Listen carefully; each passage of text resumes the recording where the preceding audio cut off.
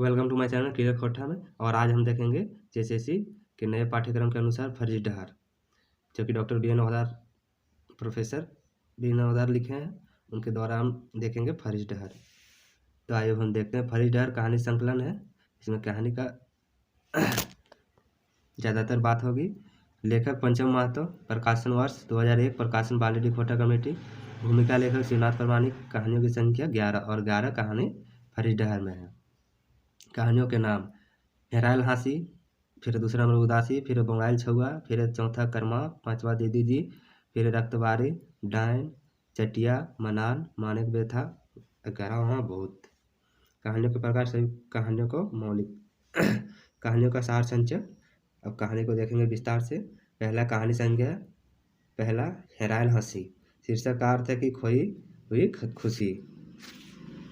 यह कहानी इस आधुनिक युग में बिखरते परिवार के ताने बाने बाल बच्चों द्वारा माँ बाप को की उपेक्षा पर केंद्रित है और उसका समाधान भी बताती है। पुराने पारंपरिक रिश्तों को टूटने के और नए रिश्ते बनाने की कहानी है हेरायल हाँसी। यह एक सफल परिवार के रास्ते अंत की भी कहानी है। और इसमें कहना चाह रहा है लेखक कि जो अभी आने वाले समय में बाल बच्चे या फिर अभी के अनुसार से ही बिखरते हुए नज़र आ रहे हैं अपना सांस्कृतिक या फिर अन्य चीज़ों को। फिर एक कहानी का सार संक्षेप खोटा में। विमल बाबू आज के आर्थिक मानदंड एक मानव इंसान है। उनके दोनों बेटे उच्च शिक्षा प्राप्त कर नौकरी कर रहे हैं। सॉरी, हिंदी से ही है। विमल बाबू आज के आर्थिक मानदंड में एक मानव इंसान है। उनके दोनों बेटे उच्च शिक्षा प्राप्त कर नौकरी कर रहे हैं। और विमल बाबू आज के एक मानव इंसान थे और उनके दोनों बेटे एक अच्छे नौकरी कर रहे थे उच्च शिक्षा में।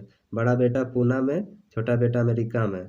सरकारी सेवा से निवृत्त होकर वे अपने बड़े बंगलानुमा घर में पत्नी नियोजित के साथ रहते थे, यानी अपने पत्नी लोग के साथ रहते थे। उनके पास अन्न धन का कोई कमी नहीं है और उनके पास अन्न धन का कोई कमी नहीं था। कमी है तो यह कि बूढ़े माँ बाप को शुद्धि लेने की फुर्सत उनको दोनों बेटों को पास नहीं था और दोनों बेटे के पास समय नहीं मिलता था अपने माँ बाप से मिलने के लिए, कुछ बात सीखने के लिए दोनों बेटे के पास नहीं है। नौकर रामू और उनकी पत्नी गौरी उनकी देखभाल करते थे, अपनी मम्मी को, उसकी मम्मी को। फिर अपने बेटों को देखने के लिए माँ नियोजित की आंखें तरस गई। उनकी मम्मी का नाम नियोजित था। वो अपने बेटे को देखने के लिए तरस गई थी, दोनों बेटों को। इसी चिंता में वह बीमार हो जाती है और इसी चिंता में वो बीमार हो जाती है। विमल बाबू और उनकी पत्नी का मन रामू गौरी के नन्हे मुन्ने के आंगन में किलकारी मारते देख तृप्त हो जाता है।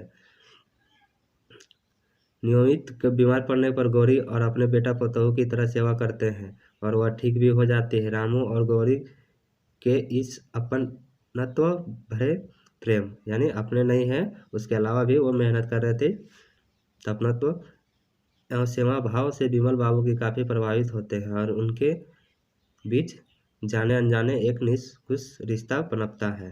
अंत समय में विमल बाबू अपनी जायदाद के आधे हिस्से को धार्मिक ट्रस्ट एवं बंगला तथा शेष आधी संपत्ति रामू को उसके बच्चों के नाम कर जाता है, जो नौकर थे। यह एक यथार्थवादी आदर्शवादी कहानी है। इसको हम लोग तो विस्तार से देखे हैं, तो आप लोग हमारे चैनल में जाके देख सकते हैं क्लियर खोटा में। अब इसके आगे देखेंगे कहानी नंबर 2, उदासी।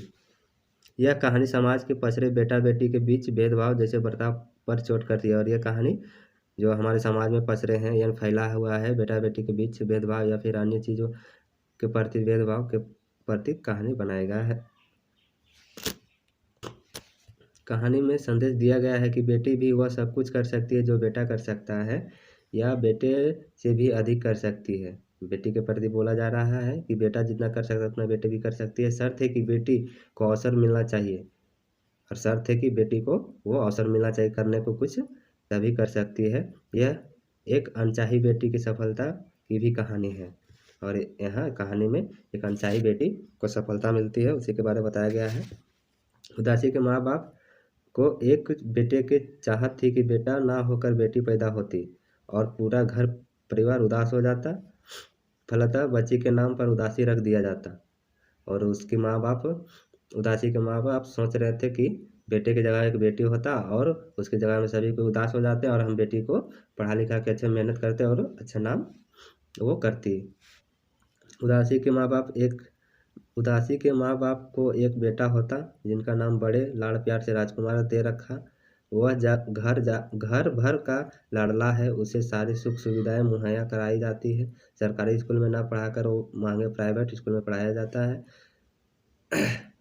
दूसरी ओर उदासी को तो उसने माँ बाप बिल्कुल ही पढ़ाना नहीं चाहते और दूसरी ओर उदासी जो बेटी है उनको पढ़ाना नहीं चाहते हैं कि जिस बड़ी मुश्किल से सरकारी स्कूल में उसका नाम लिखवाया जाता है और बड़ी मुश्किल से उस लड़की को सरकारी स्कूल में दाखिला करवाया जाता है, किंतु मेहनत की बदौलत वो अपनी सहेली के पिता और जीजा के सहयोग से पढ़ती है और वो अपने पिता से नहीं बल्कि सहेली के पिता यानी दूसरे पेरेंट्स और जीजा जी के सहयोग से पढ़ती है।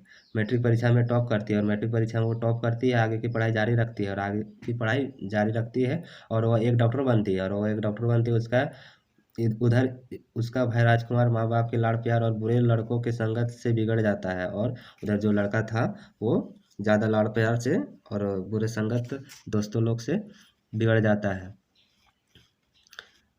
और चोर हो जाता है और वो चोर हो जाता है। एक बार चोरी के अपराध में वो पकड़ा भी जाता है। उदासी उसे छुड़ाती है और उसने अपने अस्पताल में चपरासी की नौकरी दिलाती है और वही जो बहन थी वो जब छुड़वाने जाती है उसके बाद छुड़ा के लाती है और अपने ही अस्पताल में वो चपरासी की नौकरी रख लेते हैं।